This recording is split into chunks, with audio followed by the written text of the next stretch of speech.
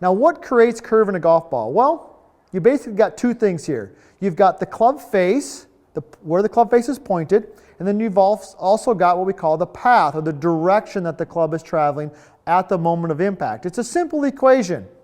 Where's the club face pointed? What direction is the club traveling at the moment of impact? Now, when we can create some difference between those two, we start to create curve in the golf ball. So if I'm swinging the club to the right 5 degrees for sake of discussion, and the club face is only 2 degrees to the right, I've got 5 to the right with one, which is the path. I've got 2 to the right with the other one, which is the face. The difference between those two is roughly 3 degrees. I'm going to create, in that particular situation, a nice draw. On the flip side, if I've got a path that's going to the left of the target 5 degrees, and the club face is only 2 degrees to the left, once again, I've got a difference of about 3 degrees, but on the opposite side, so I'm going to create a different type of shot, i.e. a fade or a slice. So once we understand that what really creates curve in the golf ball, assuming we've hit it in the center of the face, is the difference between the path and the face, now we've got some things that we can work with. So let's dive into how you can do that. Even as a weekend golfer, you can actually shape your golf shots. Now, as I go through this here, if you got any questions, like I said earlier, be sure to leave them in the comments below. I do my best to answer all of them whenever I can. I'm pretty good about that, quite honestly. And then also be sure to follow us on Twitter and our Instagram page, on our US Golf TV, or me personally also. We've got both of those out there. So let's get into the tips. So here's what I want to do. Let's say you want to draw the golf ball. I've got my system set up here so we can actually track it a little bit here today. And I just hit one little warm-up shot at a nice little draw out there. But let's talk about the first suggestion. So I want to hit a nice draw. So here's what I want you to do.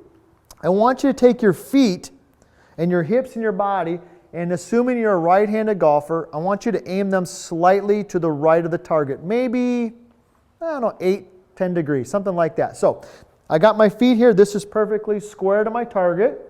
All right. I'm going to move them slightly to the right. I'm going to take my club face and make sure that my club face stays perfectly square to my target line. So my club face is still pointing at my target, but my feet, my hips, and my shoulders are aimed slightly to the right. I'm going to go ahead and demonstrate that, see if I can pull it off. So my feet are about 10 degrees to the right. My club face is still pointed at the target. And I'm going to make my normal swing.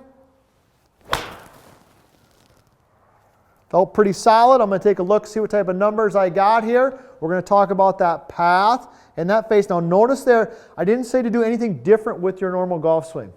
Just change the aim and the face a little bit. Okay, yeah, so I've got a path on that particular one that is 9 degrees to the right. Let's remember that, 9 degrees to the right. Let me take a look and let's see what our face was on that particular one.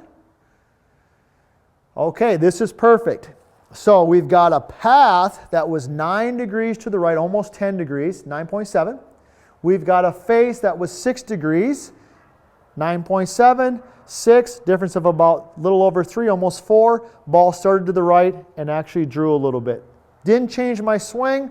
I simply changed my aim and I kept the club face relatively square to my target line. Okay? So let's see if we can do the opposite. And you can kind of probably guess already where we're going with this. I know it sounds almost too simple, but it works. I'm telling you, it works. All right, so here's my straight line to my target. I'm going to take my feet this time, my body, my hips. I'm going to aim them roughly 10 degrees to the left of the target. I'm going to try to keep my club face perfectly square or pointed at the target. And I'm going to do my best to make the same swing that I normally make. And let's see what we get. Felt pretty solid in the center of the face. Checking out my system here, seeing what we got. All right, so here, let's see what we got. All right, so this is good. All right, oh, this is fantastic. We've got a path. This is interesting. It falls right into place here. Some days things fall into place, some days they don't. Today they are. All right, we've got a path there that it is 9 degrees to the left. We've got a face that is almost dead square. Okay, so let's think about that. I got that path going to the left. I've got about 9 degrees. I've got a face that's about 1 degree left is all, a little less than that. The difference there is pretty significant. And I've got a little bit of a fade curve to the golf ball. Here's what we know. What creates curve in the golf ball is the difference between the club face and the path. So if I want to be able to shape my golf shots, which is what we're talking about, the ability to, on command, shape your golf shots, I have to be able to control those two sides of the equation. So if I want to draw the golf ball for a right-handed golfer, I'm going to simply aim my feet, my hips, and my shoulders 8, 10 degrees to the right. I'm going to keep my club face perfectly square to the target. I'm going to make my normal golf swing. Odds are you're going to get some shape to the golf shot, hopefully a little bit of a draw. On the opposite, if I want to fade the golf ball, I'm going to shift what we call my baseline to the left a little bit, 8, 9 degrees, keep the club face pointed at the target, make my same normal golf swing, and once again I should get the opposite type of shot. So anybody can shape your golf shots.